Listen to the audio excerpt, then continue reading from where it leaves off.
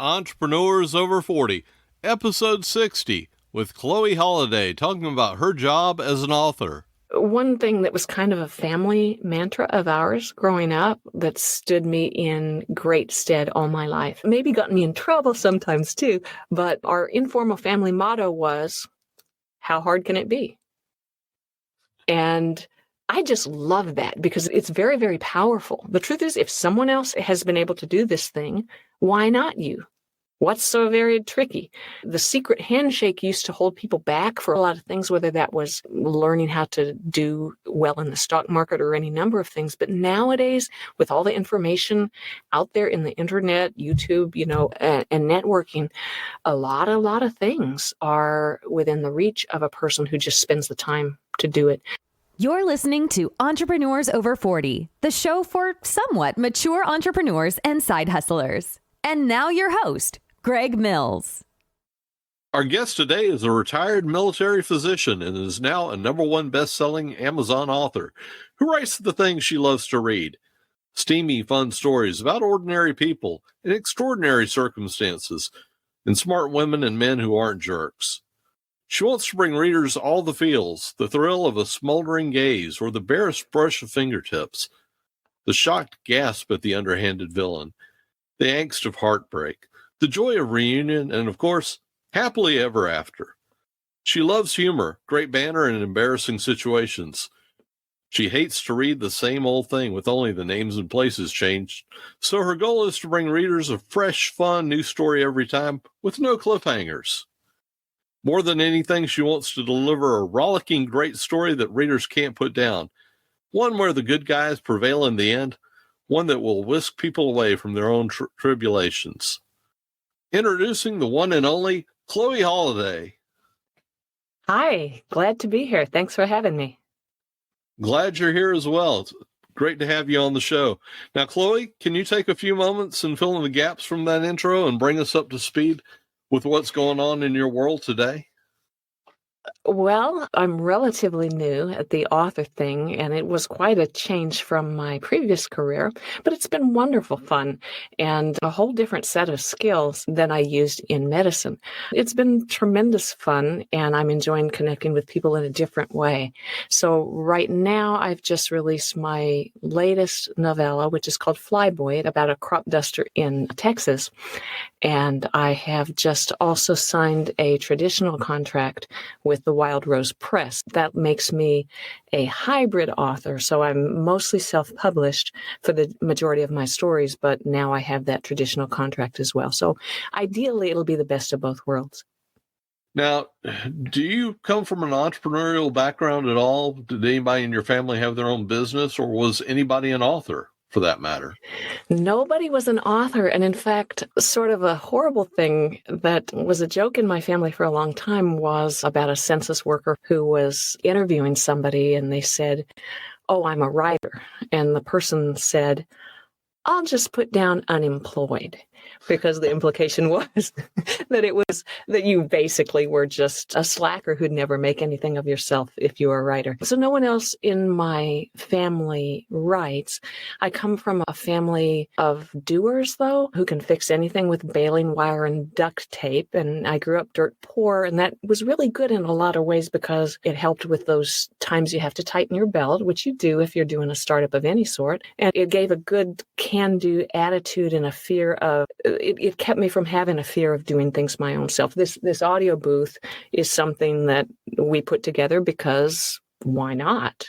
It's not rocket science, and the price was right. And otherwise the barrier to audiobooks was just too high for me to do on my own. And so that has served me really well, that kind of redneck can-do background that I grew up with. What part of the country did you grow up in? In Arkansas. My family still lives there. We were in this dinky little town with a population of 52, and there were 7 of us. So it was kind of like in Flyboy, a small little town with a lot of gossip where you really couldn't get away from your past. What motivated you to change careers and start writing now? Well, I really did love what I did. I was a blood and cancer physician for many years, both in and out of the military. And I was good at it. And, there are people alive today because of what I did. That was tremendously rewarding. But it also was soul-sucking in a lot of ways. You can't do that job decently if you just phone it in. So you have to be 100% there for your patients and their families. There just wasn't a lot of time left for me. And when I got to a certain age, my colleagues were starting to die, healthy triathletes keeling over of heart attacks. The patients started to be a lot younger than me. And my kids were getting older too, where they were tribulation at times. And so it just seemed like maybe it was time to make a change. And that was actually one of the scarier things I've ever done. Who does that, to leave medicine where you're somebody and you have a secure, maybe lucrative gig? But it just seemed like the thing to do.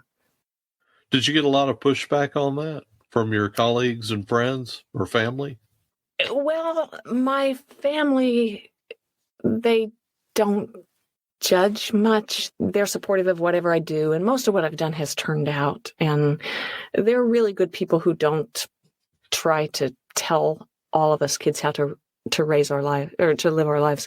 But there was a lot of pushback from my colleagues.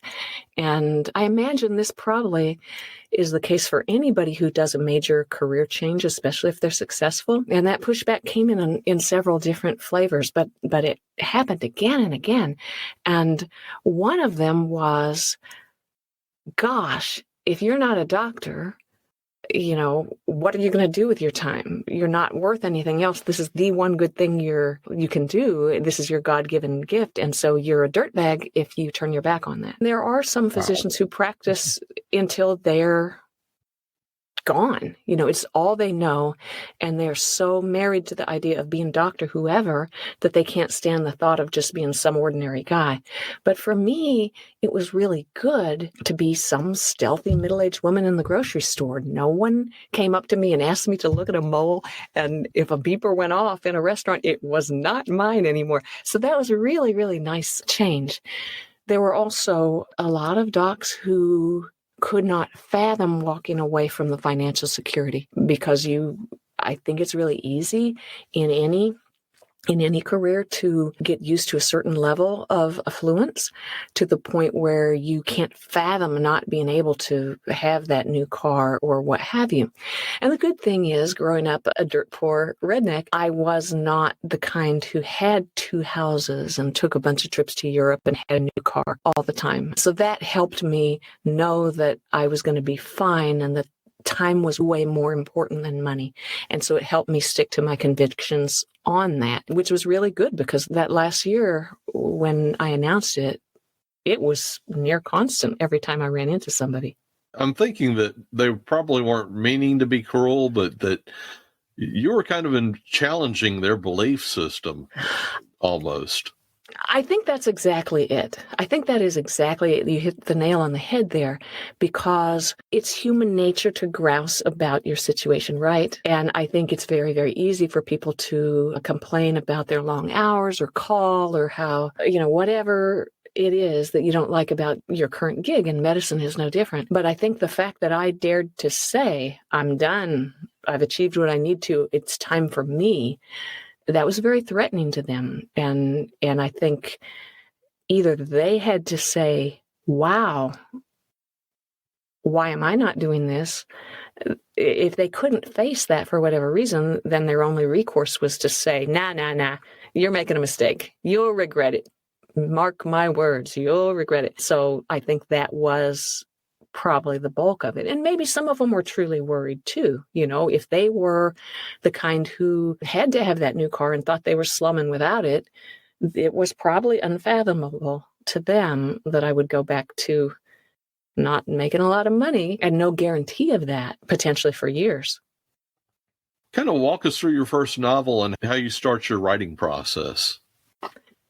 Well, my first novel happened because I had insomnia. When we moved from the Midwest out here, we loved it so much when we were stationed here years ago, that we knew we wanted to come back to the Northwest. But when it happened, when it was time, then the way that housing prices were, I was separated from my husband for a while he tried to sell the house in the Midwest, and I started here in a little cabin and started building this house that I'm sitting in now. And, I missed him, and I had the kids here. And so for various reasons, I wasn't sleeping at all. And because I'm a maniac, I couldn't just lie there and flop. And so I got up and thought, well, maybe I should write. I was reading about 100 novels a year at that time because I loved to read, and it was a real luxury because I'd read medical journals and not a lot else for years and years and years. So it was wonderfully decadent to read these novels. And I thought, I could do this. I can do this well. And then I got a misdelivered postcard, and it was to a hydrodynamics conference out east. And at that time, there was a call for more STEM heroines in fiction. And I think that's still an issue now. You read about a lot of people who are, accountants and social media mavens and waitresses, but not a lot about engineers and scientists and astronomists. And so I thought, I'll write a novel about a woman who's a hydrodynamic engineer. And so that was my first novel. That one I haven't published actually because it was actually 2 novels shoved together because I didn't know what I was doing yet. And I love that story, and that story will still be published at some point, I hope in the next couple of years, but I've got a little work to do to make it perfect. And I'm not somebody who wants to, every author has to find their own path, and there are people who can crank out a novel every 2 months. But for me, that isn't, I would rather have really great reviews and people who love my work than have 40 books and mostly 4-star reviews. And 4 stars are good, but I'm more vain than that. And I'm not wanting to give into the pressure of that kind of treadmill. I just got off a treadmill. And so I don't want to get on another one just for the writing. So you've got that novel, actually those 2 novels in the bag. What was the first one that you released? Was that Helios? The Helios was the first one I released, and I have enjoyed some romance novels in the past, but an awful lot of them had problematic features. They weren't realistic at all, or, the heroes were really horrible jerks, who were into kidnapping and stuff. And there are people who like that sort of story, but that's not me. I like my stuff to be realistic, and I wanted to appeal to the discerning reader who likes to learn something, and ideally to both men and women. And actually, I'm really happy that I have this cadre of Chloe bros who are, straight men who read my stuff. And so that's been a lot of fun. But anyway, because there's so many different kinds of romance, I was stymied as far as where to start. At least with Vortex, I had the postcard to cue me. And so with Helios, I finally just thought, this is stupid. You're just making excuses. And so I took all the tropes and put them in a bowl and drew out those. And that's how I got the basic plot for Helios, which was rich foreign alpha guy, repressed young woman, beach read, and workplace romance. And after that, it was like, yeah, I can do this. This isn't hard at all. This is like a lot of fun. So how long did that take you to write that first one, or that one? Well, the power of insomnia is just a big thing. So I'm the kind that once I start, I just am going to finish. And so Helios probably took me 2 months to write it, but because I don't like to just throw something out, and it was scary. It was my first one. It's a scary thing to put yourself out there for this. So my process is to write a story, and then I put it up for my alpha readers, and then they go through and they say, ugh, this is funny, or I'm confused about this, or this one seems like a real bitch here, or, whatever their comments are. And then I pick and choose from those whether I'm going to alter my story or tweak it a little bit. And then I do that, and then put it up again for another read. And then I do my final formatting and so on. So it probably took about 6 months to publish it from writing to actually doing it. But some of that was because it was all new to me, doing the covers and researching how to do the independent publishing and so on. And in fact, I queried Helios traditionally for a little bit while I was writing my next novel. And I thought, I'll just start the next one. And if I get a traditional contract with Helios, great. And if I don't, then I'll go ahead and self-publish, because I just was not the kind who wanted to wait by the phone for, years. And to be traditionally published, you have to have a decent product. But some of it is simply alignment of the stars. Did you catch the right agent at the right day when they hadn't just signed a similar work or what have you? And I'm as a little bit of a control freak. It was better for me just to take control, and whatever successes I had are mine, and whatever failures, I can own them myself and learn from them rather than kind of having somebody else try to tell me what to do. So it's worked out really well. Okay. Now, you mentioned your ARC, the Advanced Review Committee. I believe that's what it stands for. Advanced Review Copy.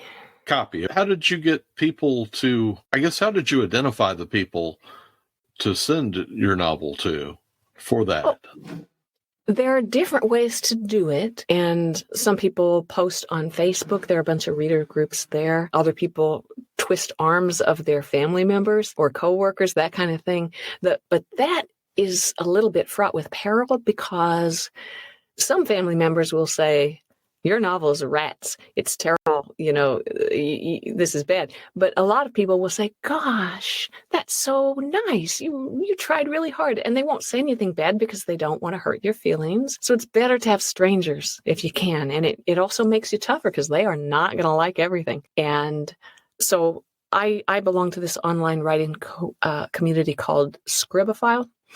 And I don't know how many authors are on there, but it's thousands and international. And so what I do, you have to critique other people's work in order to get your work critiqued. And so I have formed partnerships with people that way.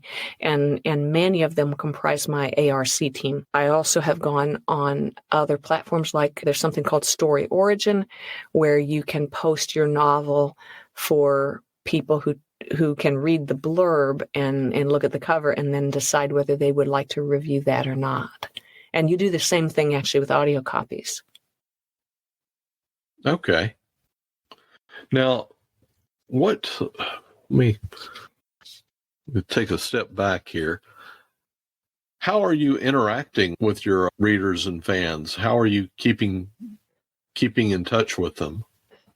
Well, right now I have a presence on Goodreads and on BookBub, and Amazon has an author page that you can sign up for, and I have it set so that my blog comes out and it's spread to those platforms so people can see me there. And then I have a newsletter that comes out every 2 weeks, and my newsletter is on all kinds of weird things. Some of it much of it has to do with my content or things I found researching for my stories. Part of what I really love is learning things. And so I had one on really rude Greek hand gestures, because Helios is mainly set in Greece. And I had one on mythology, and I've had them on camel sex, and all kinds of things that are just weird enough maybe to interest people. And I suppose probably there are people who unsubscribe because they think, oh my gosh. But I think a lot of people enjoy a soundbite of something different, whether that's be what happens to divers when they get the bends, or things like this. So that's mainly what I have done. I have considered getting a TikTok channel, and I've considered starting a YouTube channel too. And I'm busy, but I probably could take the time to do that. My main appeal to that would be there are a lot of things that you can't very easily put in just a newsletter. For example, Flyboy, which is about the crop duster. I'm a pilot, and so that was nice that I didn't have to do as much research on that part of things, but the crop dusting I've never done. And so even such a simple thing as, golly gee, how do they choose the patterns to do the dusting of the different fields? Well, there's 3 main patterns, and now I know all about that. And maybe other people would think that was interesting, but that's the kind of thing that you can't really do unless you're, able to draw something or wave your hands in the air. And so I might do it because some of my content or things that are interesting need maybe a little more explanation or some visual aids. So we'll see if I do that. The problem is you can't do everything, and you really have to kind of pick and choose what's worth your time. And I kind of have all these plates spinning really nicely now, and I don't want to go off in the wrong direction and have it all collapse. So I need to kind of pace myself and keep in mind that it's a marathon, not a sprint. Let's talk a little bit about the plates then, because I could see just the book promotion being almost a full-time job. And you're talking about writing, you're talking about doing audiobooks, you're talking about doing promotion, and I'm probably leaving a bunch of stuff out as well. Yeah, that's true. And the problem is that the writing is only about a third of it. And that's kind of a shame, because the writing is what's really fun. And if all I had to do was write, then I could do more books per year and faster. But, oops, sorry about that. But, we retired with enough funds to make it, we think, but not with this huge, huge, huge nest egg. And so it's important to me not to just fritter it away on a whole lot of farming things out. And so that's why we did the audio booth. This audio booth cost us, I think, less than $600 with everything we did. And to get an audio book made, it's about $250 to $450 per finished hour.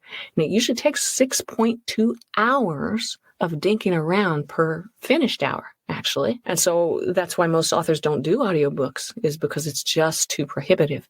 So my process now is to finish a book, and then as I do my very final edit and my formatting, then I come out here and I narrate the audiobook. And that's my final check, because it's a different way of hearing your story. It slows me down. I'm a really fast reader, and sometimes in my brain things don't sound difficult, but when you're saying them, it can be really a challenge sometimes. And so that's been a good part of my process and doesn't add that much. But it is a lot if you're going to learn how to advertise, which I've not done much of, partly because I'm just afraid to spend too much money. And I have this hope that organic reach, people who hear about my books will like them, and then they'll, become fans. But yeah, it can be a huge amount, and the skill sets for everything is different. For being an advertising person versus an audiobook person versus a writer or an editor. I'm very lucky that, redneck or not, I grew up with good language skills, so editing is not that hard for me. And my online community does an awful lot of that, developmental editing and the word usage, that kind of stuff. Formatting, I've learned to do myself relatively quickly. The covers are the hardest, and then the promo too. And the promo is really, I think, the worst thing for me right now, because it's hard to make it fun. Actually, this is fun. Sitting here with you just chatting about things, this is fun. And part of me still wants to make life better for somebody else. So if someone can learn from my mistakes here, great. And so that makes it fun as well.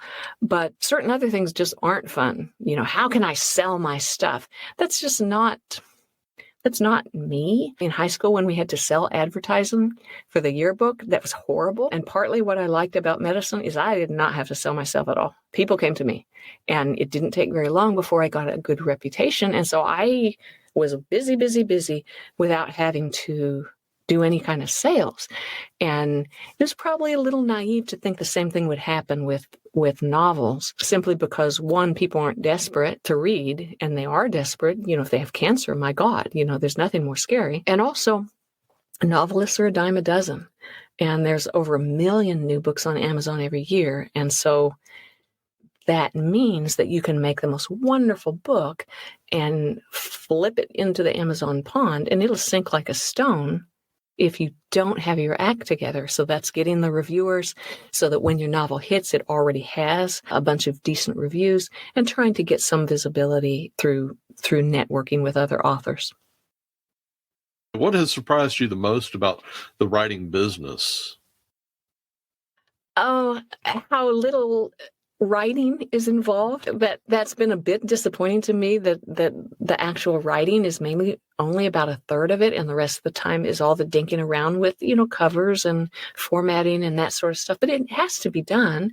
And so until I'm at a point where I can just throw money at it and have some minion who does it for me, then, I've got to do it. And really, who cares about it more than me? Nobody. And thank God I am retired, and so that means I have the time to do it. So until I get a minion, and I'm hoping that might happen someday, but until I'm at that point, it just has to be me. But it's the amount of time it takes for those sorts of things, particularly the advertising. I've taken a couple courses on that and done a few ads on Amazon, but I don't have the Midas touch for that, for sure. I think I might as well have just ripped my money into pieces and thrown it in the ditch for all the good it did. But maybe it's just as well, because, organic reach, people who blunder into my book somehow and they love it and then they want to read all of them, that is probably somebody who's going to become a real fan over time, as opposed to someone who gets pulled in by an ad.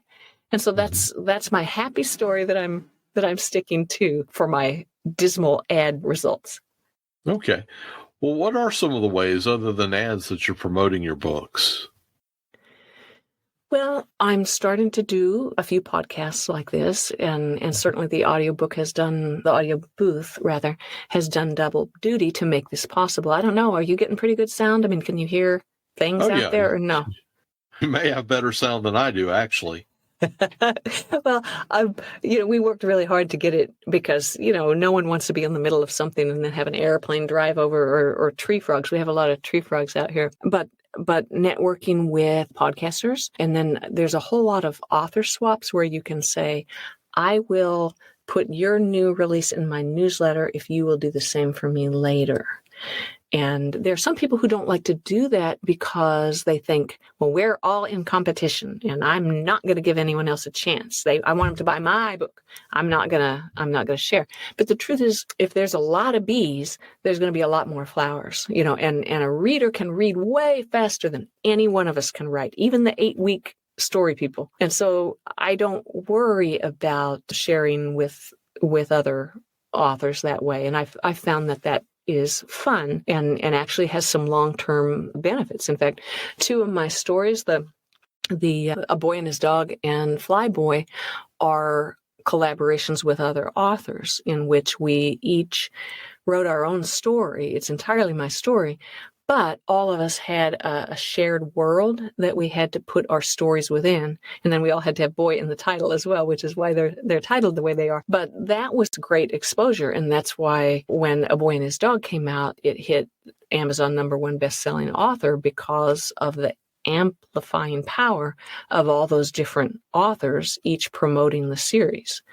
And, it's not unfair advantage, because if the book was bad, it would have tanked no matter who promoted it.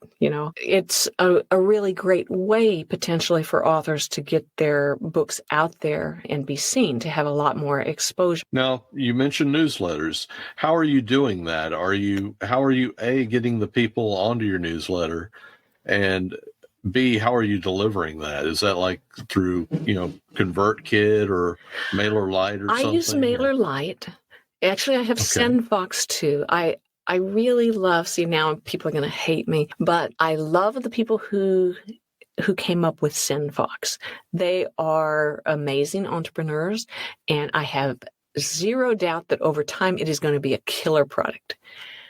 But right now it doesn't quite have the bells and whistles that MailerLite does. And so I have MailerLite for my main list, and I just relentlessly call people who don't open the newsletter, because you know how you can bloat your list up so much that you're paying a lot of money a month to send newsletters to people who don't open it. That just doesn't make any sense to me. So I winnow my list down and then I send it out on MailerLite and keep it thin. And that makes my open rate really high. My open rate is about 50%, which is pretty darn good for an author, actually. So I have what's called a lead magnet, which is the first story in my series, Helios series. Finders Keepers. You can get it in paperback, and you can pay for it on Amazon, but you can also go to my website and you can download it for free. And that's a way for people to taste the soup, and they can judge for themselves if they're going to be Chloe Holiday people. And if they are, hooray, there's a link in the back of the book that says, golly gee, if you like this, here's a sample chapter of Helios, go get it. And it's also a plea for reviews. And if people don't like it, that's great. Nobody is going to like everything. And that's part of what you have to learn if you're going to put yourself out there. Is some people will hate your stuff. That's just life. I don't like everything either. So you can't let that beat you down or make you jump off a roof. But that's what I do. The lead magnet to bring people in, and then the newsletters through MailerLite and the collaborations through Story Origin to get them out there. Okay. So is it almost 100% people going through the lead magnet to your mailing list, to your newsletter, or is it any other sources? One of the problems about being an author is it's hard sometimes to know what goes on behind the curtain. And you can have tracking links so you can know, this many people signed up because of this newsletter or that collaboration or what have you. But sometimes you just don't know if your signups bump for whatever reason. You don't know how much of that is word of mouth, or because maybe somebody got one of your stories in a library and decided that they'd Google you and see what happened. It's a little hard to know, but I think most of them are probably newsletter driven right now. Okay. You mentioned the audio booth and doing your own audiobooks. Kind of walk us through the process of that just a little bit. You talked about using that almost as like a final check, I would imagine. Right. Well, it is, because that way, if I find that I've got an incoherent tongue twister there, I can quickly change it in both the print book and the ebook, and they can all go out perfect. As an independent author, it's not hard to change either book, but it's a lot of dinking around in time, to upload. And so it's nicer to have a cleaner story that matches everything. And it's really important to have really good concurrence between the ebook and the audiobook, because Amazon has this thing called Whisper Sync, that aligns where people are in an ebook and audio. And so you want the verbiage to match really, really closely. But the other thing is it's fresh in my mind. The first one I did, I went back to my backlist and started with Finders Keepers and Helios, and I'm almost done with Helios. But going back that far, the story is maybe not quite as fresh in my mind, and it takes a little longer to do the audio. Whereas, when I wrote A Boy and His Dog and I wrote Flyboy, bam, bam, bam, I could just do one after another, and it was really fast and really easy. So that is my process from here on. And the next novel is going to be an audiobook before I finish my backlist, even though I have a fan who loves Submerged Hopes, and she writes me and she says, you've got to do this one next. Is this one next? This is my favorite. So I'll get there. It takes a while. I use a free program called Audacity. And this mic, which is a Blue Yeti with a pop filter, and I download my story to my Kindle, and then I narrate from that. And if I make mistakes, which I do, then I just immediately say the line again and go from there. And then I edit out if my stomach growls or a tree frog is extra loud or something. But it does take a fair amount of time to do that. And even with a perfect take, it's at least 2 hours per finished audio, right? One to narrate it and then the other to listen to it, even if it was perfect. And then since it's not perfect, then you have editing and chopping and dinking around with room tone and taking out the clicks and those sorts of things. So I have some of my chapters that are better than the the industry benchmark of that 6.2 per finished hour. And I have a few that were a lot longer. The Greek stories need a Greek accent at times. And so, that is a little bit harder to do. And so anyway, then you take out all the clicks and do stuff. And then you just upload chapter by chapter to either Amazon or, well, they call it ACX, or Find a Way Voices, or both, whichever you choose. You can either be exclusive to one platform or the other, or you can go wide and have your audiobooks in both. And that brings up going both wide and deep. And right now, haven't you been almost exclusively on Amazon? It's a funny mix right now, but yeah, you're pretty much right. So I have 3 different products per novel, right? I have an ebook, I have a print book, and then I have the audiobook. Mm-hmm. And so right now, all of my ebooks, except for Finders Keepers, are in Kindle Unlimited, because that gives you a little better money, and it gives you mainly certain promotional benefits. Like certain days you can promote the book for free, which may lead to a spike in downloads and then higher visibility in the rankings. But if you're in Kindle Unlimited, you can't give your book away anyplace else. So to have my lead magnet Finders Keepers available on my website, it would be cheating to do that. So that one's not in K, because that's the only way I can ethically and legally have it available for download. So right now, all my ebooks, other than that one, are in KU, and my print books are wide, and my audiobooks are wide. There's a certain appeal to being wide. I don't like the idea of having all my eggs in one basket. And so I'm hoping this will be the best of both. I'm toying with going wide with all my stories at some point. But right now it's I have this list of 40 things I'd like to do, and it's maybe at number 14 right now. And so it has to take a back seat to the other things. I meant to ask you this earlier. You had mentioned about your covers. Did you do your own covers originally? I did. Or do you still do your own? Okay. Some of each. Yeah, I can. These back here are mostly proof books. So proof book has this, do not sell line across it, but it works just fine to narrate from or double check some. But anyway, here was, for example, one of my covers for Submerge Hopes, and it's about a deaf Greek archaeologist who's excavating a sunken ship with a Navy guy. And there's a very tense underwater scene, because I'm a thriller writer at heart, and I have a lot of suspense in my romance stories. And I still like that cover, but it confused some people. It doesn't look romancy, right? I mean, there's no bare male chest of abs or smoochiness in that story on the cover. And so it was confusing people. Some people thought that it looked like a drowning in debt, we can help you kind of book. And so I finally caved and got a new cover for that one. Let's see. And I thought that was a good cover. Yeah, I liked it too.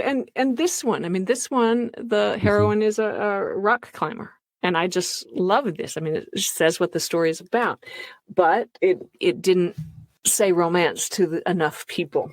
And, part of why I didn't want it is I think my stories do have a lot more depth, and I don't want it to just be, girly stories. I have a lot of men who like my stuff, and I thought they would be put off by the bare-chested, burly dude, the new iteration of Fabio, if you will. But the new covers are a little bit more romancy looking. But the good thing is, it's easy enough to change a cover. You don't have to do a new copyright for that. And so Finders Keepers is on its 3rd cover. But yeah, if someone went on Amazon and they click the ebook and the audiobook and then the paperback, or they go on Goodreads, they can see the earlier covers that I did. The price was right, but I think it probably hurt me. And so that was a good lesson in sometimes pinching pennies is a great plan, like doing your own audio booth.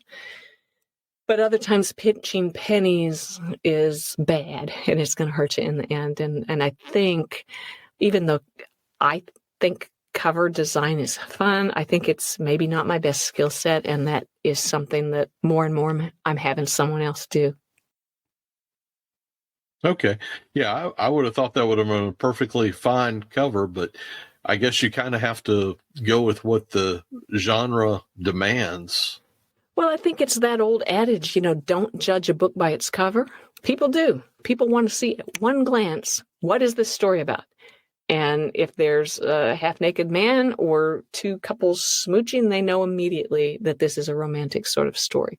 If there's the back of some man running away into the city, they know at a glance that it's a thriller. So, that's why they all look the same is so that people don't have to spend too much time weeding them out.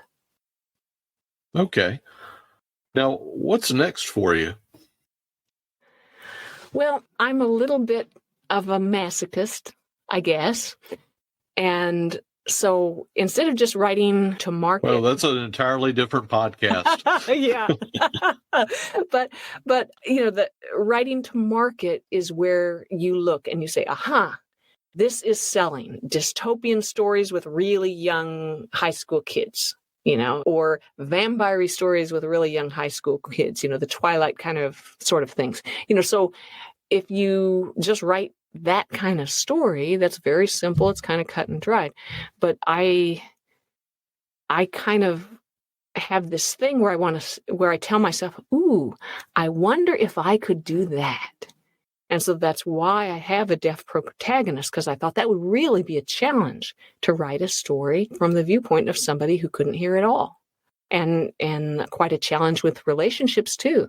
If you're speaking a foreign language and actually maybe not speaking at all or not hearing. So, that's fun for me to do a challenge. So anyway, my newest story that I'm working on now is about a transplant surgeon. And it's my attempt to take a really old trope that's way overused and overdone and see if I can give a fresh spin on it. And so we'll see how that works. My beta readers really think it's a great story, but that's what I'm working on now. I was over there before I came over to my little audiobook. That's my current project. Okay. Let's get ready to wrap this up. Is there anything I haven't asked you that you'd like to go over or talk about? Ooh, no, I don't think so. But I would say, if you have readers who are on the cusp of, the edge of the high dive, they're looking down thinking, oh my God, it's so scary. Should I do this or not? My take would be to say, absolutely, to go for it. It's no mistake you make is fatal, whether that's the wrong cover or not knowing what you're doing with ads. And I think it helps to have talent, I'm sure, in life. But you know what? What really counts is persistence and just the courage to do it. And that's what keeps people back, I think. And so I would just encourage, your listeners, wherever they are in life, to try something new. And maybe they'll find their new path that they really, really love. Is there a book that you currently recommend to move someone interested in becoming an author? Boy, there's a ton of craft books out there, and I read a bunch of them because it's stupid not to at least inoculate yourself against the common mistakes. So I don't have one that is my Bible in particular to recommend. Craig Martell, Martell, has a series for independent authors, which is really good. But there's a lot of out others. of Alaska? Yeah, absolutely. The Marine guy, yeah. Yeah. He runs the 20 to 50K group on Facebook, which is fantastic.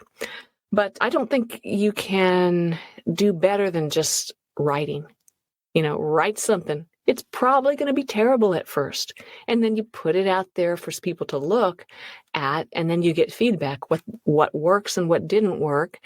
And that's the fastest way to learn. You can only learn so much from a book. And writing is not only learning, but it's toughening you up for the criticism you're going to get so that you're not crushed if someone doesn't like a book. It is also teaching you some discipline, that you've got to get it done instead of saying, oh, I'm waiting for inspiration. That just doesn't work if you're hoping to make it. And it teaches you to not give up and walk away. All of us can write a crappy book, but to take a book that's not perfect and fix it into something wonderful can be done. And that's a skill you will have with you for the next book and the next book and the next book. So I am a big, big fan of this online community Scribble file. I get no brownie points for mentioning that, or affiliate links or any of that, but that I think is the biggest tool in my toolkit, is that ability to get out there, do the writing, and get some critiques and build those relationships. Okay, can you spell that out for us? Scribble file, yeah, it is SCRIBOPHILE. I think it's .com. I have a premium service that gets you a little more stuff, but they have a free version too. And a free version is perfect for people just to stick their toe in and kind of sniff around and see, what's out there and what's for them. But it's really nice mentally and emotionally. It's good as well, because some of us come from families where authors are no better than being unemployed, right? And so it's really, really powerful to meet people who also have the bug, who think it's worthwhile, who have that passion. And that can be really uplifting when you're thinking, what the heck am I doing? Is this even crazy? You're with the other inmates and they all are all in. So I really think it's a fantastic site. Okay, I'll try and have that up in the show notes as well. Now, what's the number one piece of advice that you can give for our listeners? As far as writing, or just life could be advice? Writing, or it could be writing, or it could be life advice. I will let you choose. Oh, I guess one thing that was kind of a family mantra of ours growing up that stood me in great stead all my life, maybe got me in trouble sometimes too, but our informal family motto was, how hard can it be? And I just love that because it's very, very powerful. The truth is, if someone else has been able to do this thing, why not you? What's so very tricky? The secret handshake used to hold people back for a lot of things, whether that was learning how to do well in the stock market or any number of things. But nowadays, with all the information out there in the internet, YouTube, and networking, a lot of things are within the reach of a person who just spends the time to do it. So that would be, I think, my advice. How hard can it be? You have nothing to lose if you don't take a shot. Well, that's a wrap. Thank you, Chloe, for being a guest on Entrepreneurs Over 40. Well, thank you very much. This is a lot of fun. I really appreciate it. Check out the newly redesigned Entrepreneurs Over 40 website at www.entrepreneursover40.com. While you're there, sign up to get updates from us. Also, don't forget to subscribe in your favorite podcast app so that you don't miss any other episodes. Thank you for listening to Entrepreneurs Over 40. Check us out at entrepreneursover40.com. If you've enjoyed this podcast, please leave us a review on Apple Podcasts, Google Podcasts, or your favorite podcast directory.